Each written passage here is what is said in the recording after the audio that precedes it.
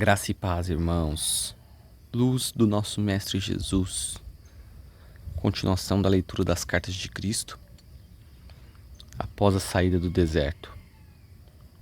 Um pouco depois, ao sentir-me mais à vontade, minha mente começou a vagar e pensei no encontro com o viajante e toda a bondade que ele me demonstrara. Mas também relembrei o aviso e novamente minha natureza anterior reafirmou-se e senti uma profunda rebeldia, uma vez que ele pretendia dizer-me como se passaria o meu trabalho.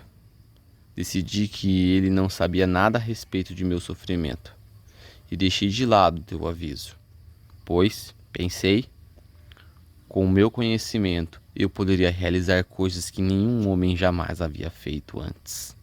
Ao invés de lutar em uma vida difícil, eu poderia começar a acumular riquezas com facilidade, atrair seguidores por onde quer que eu fosse, compartilhar meus conhecimentos com eles e também onde aliviar um pouco as suas vidas.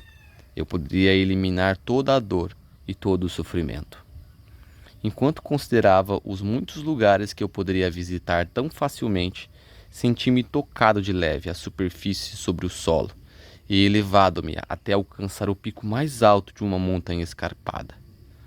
Dominando a região em volta, tudo estava lá, diante de mim. Senti voltar o meu entusiasmo. Como seria simples reunir as pessoas e compartilhar todo o meu conhecimento com elas.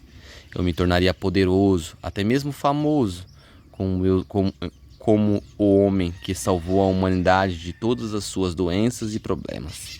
Eu ganharia a estima e o respeito de todos e deixaria de ser lembrado como um sujeito ocioso e inútil. Com um tremendo choque, tudo o que eu havia acabado de aprender há tão pouco tempo, apenas algumas horas, voltou-me à mente com grande força e clareza. Eu não havia aprendido que a única maneira pelo qual eu poderia prosperar seria abandonando minha própria vontade e retornando ao Pai para ter ajuda em tudo o que eu empreendesse? Então lembrei que a criação não tinha seus próprios propósitos a cumprir. O processo de individualização havia criado o puxar e empurrar, o dar e o receber, no comportamento humano. Ainda que estas características humanas fossem a causa da grande angústia na vida das pessoas, não era essa mesma angústia que as obrigava a procurar melhores maneiras de viver a fim de encontrar a verdadeira felicidade? Compreendi que os males da humanidade tinham seu lugar no esquema da existência humana. Era correto eu trazer informações privilegiadas às pessoas para anular os efeitos do processo de individualização? Percebi que eu pensava desde o centro de minha individualidade, o ego. Era o impulso do ego que levantava barreiras entre a humanidade e o Pai Consciência Criativa. Portanto, meu centro de desejo humano teria que ser conquistado caso eu quisesse viver em perfeita harmonia com o Pai. Como era a minha sincera intenção, e assim eu seguia o meu caminho, pensando a respeito do que poderia acontecer e como eu poderia superar da melhor maneira os impulsos que regiam a minha condição humana. A fim de permanecer no fluxo de consciência do Pai, da qual extraía inspiração, orientação, solução para os problemas, minha alimentação, saúde e proteção diárias, de fato percebi que enquanto eu permanecesse dentro deste fluxo diário de consciência do Pai, nenhum mal poderia aproximar-se de mim, e cada necessidade minha seria atendida. E o mais importante, a consciência do Pai, trabalhando por meio de mim, faria tudo o que fosse necessário para ajudar as pessoas com tanta necessidade de cura e conforto.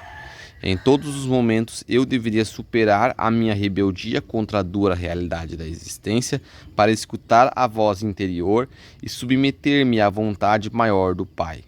Esta vontade maior era o amor perfeito, dirigido unicamente para promover meu bem maior. Seria uma tolice, pensei, continuar trilhando o caminho da vontade própria, que até então ditava o meu comportamento. Foi então que me veio a inspiração para falar com as pessoas por meio de parábolas. Aqueles que estivessem preparados para receber o conhecimento entenderiam e fariam bom uso dele.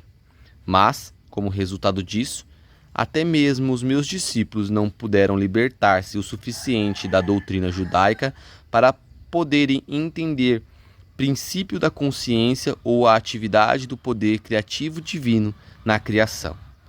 Até agora, isso continua sendo um mistério para todos, com exceção dos espiritualmente iluminados. Mesmo as palavras espirituais de iluminação não podem ser plenamente compreendidas de imediato pela mente humana. Por isto, essas cartas devem ser lidas lentamente e acompanhadas por muita meditação e oração, para que sejam bem compreendidas. Lembre-se, a menos que você se torne como uma criança, desfazendo-se de muitas crenças, preconceitos, ressentimentos, ambições e impulsos inúteis do ego, com uma mente cheia de admiração e de uma fé total, não poderá absorver essas páginas como deveriam. Para tornar-se uma criança, você deve fazer um esforço para despojar-se de todo o condicionamento mental do passado. Se você sofre mental, emocional ou fisicamente, é somente pelo motivo de que suas mais sinceras crenças não têm sido úteis para você. Elas não promovem o seu bem-estar. É tempo de examinar o seu esquema mental. Você está feliz com ele? Você pode fazer escolhas, e assim que as fizer, você pode chamar o Pai para ajudá-lo a realizar as mudanças, e esta ajuda certamente será dada a você, contanto que você não duvide disso. Portanto, encorajo vivamente você a continuar lendo e absorvendo as páginas que seguem. Eu quero levar você a compreender a força do seu esquema mental, que é a soma total de toda a programação de sua consciência e do seu subconsciente. É essencial que você compreenda que nada deste esquema mental humano tem as origens na dimensão espiritual. É completamente terreno e provavelmente cheio de ideias místicas, preconceitos, percepções errôneas, ressentimentos, lembranças ocultas de feridas passadas e métodos habituais para lidar com altos e baixos na sua vida.